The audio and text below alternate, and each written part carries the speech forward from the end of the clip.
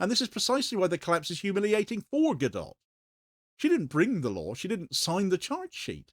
But her name is inseparable from the attempt, because without her political persona, none of this would have happened. The activists weren't protesting a camera, they were protesting her ideology. And when the state tried to use the law to silence them, it wasn't protecting art, it was protecting the politics she represents. So the collapse doesn't just clear the activists, it indicts the entire attempt. It shows that even in a country where protest rights are shrinking, even when the target is a global defender of Israeli power, the law still has limits. And the collapse throws those limits into sharp relief. So now you move from the mechanics of the collapse to the political cost, because that's where the weight of this story really sits. This isn't just a failed prosecution, it's a failed prosecution attached to one of the most recognizable Zionist celebrities on the planet. And when a legal attempt like this falls apart instantly, it drags her political image right down with it.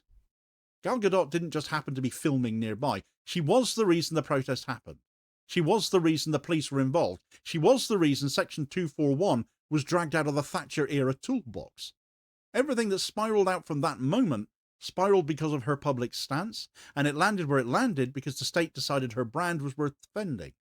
And here's the thing about celebrity. It amplifies everything. It amplifies the protest. It amplifies the policing decision. It amplifies the fallout.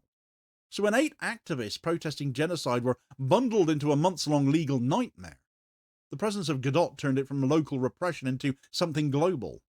The state wasn't defending an anonymous person. It was defending someone who had gone out of her way to amplify Israeli state messaging. And the more visible she is, the more visible the collapse becomes, because the entire attempt was built around the idea that protest against her political stance should be criminally punishable.